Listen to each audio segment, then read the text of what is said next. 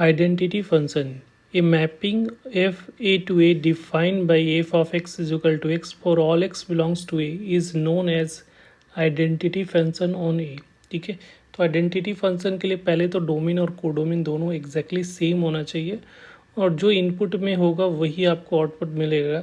तो वैसे फंक्शन को हम लोग आइडेंटिटी फंक्शन बोलते हैं। ठीक है, जैसे एक एग्जांपल के तौर पे ये जो दिखा हुआ है कि आइडेंटिटी फंक्शन का एग्जांपल है कि पहला एग्जांपल अगर लेते हो कि यहाँ पे एफ आर टू आर है और f of x is equal to क्या दे रखा है, f of x is equal to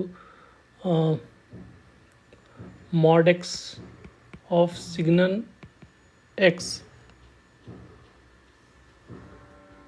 mod x of signal x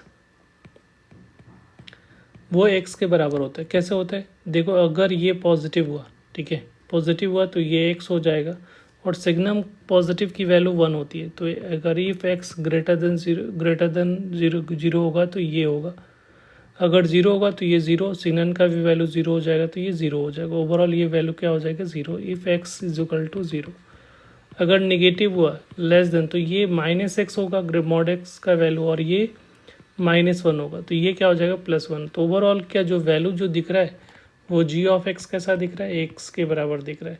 तो ये कैसा फंक्शन है, आइडेंटिटी फंक्शन कहलाएगा, राइट।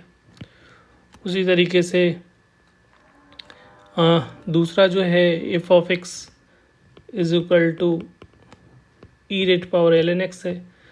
तो इस केस में देखो ई और log base e of l n x को ये दिखते हैं, जब ये दोनों सेम होता है तो एक्स के इक्विवेलेंट होता है। तो ये भी एक आइडेंटिटी फंक्शन को रिप्रेजेंट करता है, बट इसका डोमेन कोडोमेन रियल नंबर, क्योंकि रियल के लिए एल एन डिफाइन होगा, नेगेटिव के लिए नहीं होगा। ठीक है, नेक्स्ट पॉइंट है आइडेंटिटी फंक्शन जो होते हैं वो बाइजेक्टिव फंक्शन, मतलब वो इन्वर्टेबल फंक्शन होता है। ठीक है, और आइडेंटिटी को अगर एरो डायग्राम से समझना चाह रहे हो तो मान लीजिए सपोज दो सेट एग्जैक्टली सेम है, ए और बी है, इस ए और ए होगा, दोनों में डोमेन और कोडोमेन एग्जैक्टली सेम होगा, 1 2 3 4 है, इधर में भी 1 2 3 4 है, तो ये इससे कनेक्टेड होगा, सेम इनपुट सेम आउटपुट से कनेक्टेड होगा। तो ये फंक्शन कैसा फंक्शन कहलाएगा, आइडेंटिटी फंक्शन कहलाएगा। ठीक है, थैंक यू।